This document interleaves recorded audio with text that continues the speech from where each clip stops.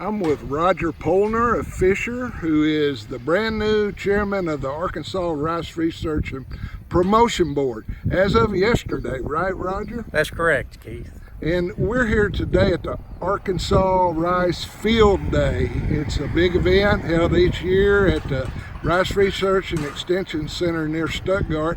You've been out on the wagons we see in the background doing field tours and hearing about research.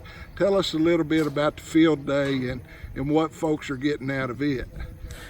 Well, Keith, thank you. First of all, for this chance to visit with you and maybe deliver a little bit of a message to the grower community of the rice producers in Arkansas.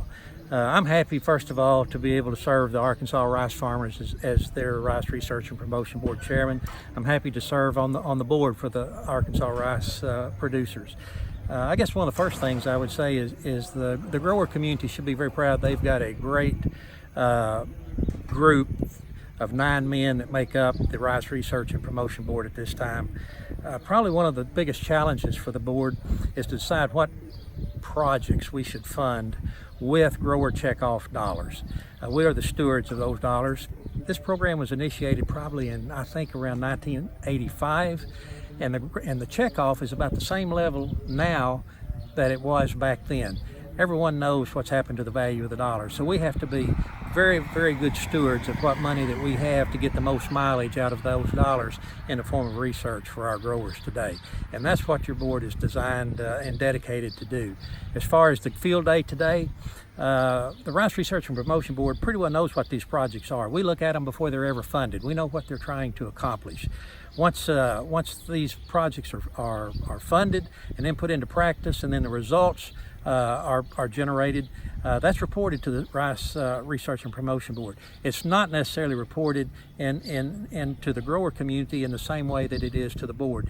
And one of the things that I'm interested in today is how this information is being transmitted or relayed to the growers, what this research has done and how the grower can benefit from this new research that's being done and how their dollars are being spent. I think probably one of the big things that we're measured by, or research is measured by, is our new variety releases. And that's something that is a very high priority to us.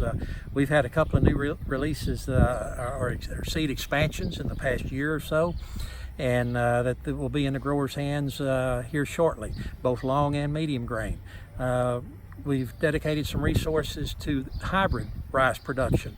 The growers have told us we want a private, not a private, but a public hybrid variety. So a few years ago we started work on that. Development of that is a long process, but we're making good progress along those lines, and we'll have a public hybrid variety one of these days for the growers. So we're very proud of what we're doing there. Another thing beyond just generating a new variety that yields 10 bushels more than the one that we had before, we're looking at ways that we can produce these varieties and crops cheaper, use less fertilizer, use less nitrogen, less P, less K, less chemicals.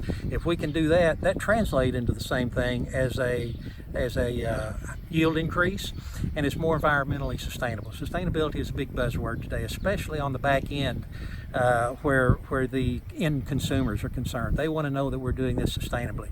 So a lot of research goes into using less resources to produce these crops, and that includes water, which is so important as well. So we're doing a lot in that area. Beyond the grower side of it, we're also looking, Keith, at the consumer side of it. What cooking traits do the consumers want, as far as taste, as far as color, as far as texture? We also look at what we can do to increase those attributes. If we don't do it with our varieties, then maybe some foreign country is doing it. And a lot of these large food companies they don't feel any obligation to the U.S. or the Arkansas rice grower. If they can get a product that they like better from a foreign country, then they're going to import it. And we don't need to lose 20% of our market to something that we failed to generate in the way of a new variety. So those are just a few of the things that we're looking at today, Keith, and I'd be happy to address any other questions you may have. Well, for today, I think we need to let you go. You got another tour to go on, but we appreciate you taking time and telling us about some of the things that we can look forward to during your tenure as chairman. And we'll hope to talk to you again more at length, maybe sometime soon. Thank you very much. You're welcome. Thank you, sir.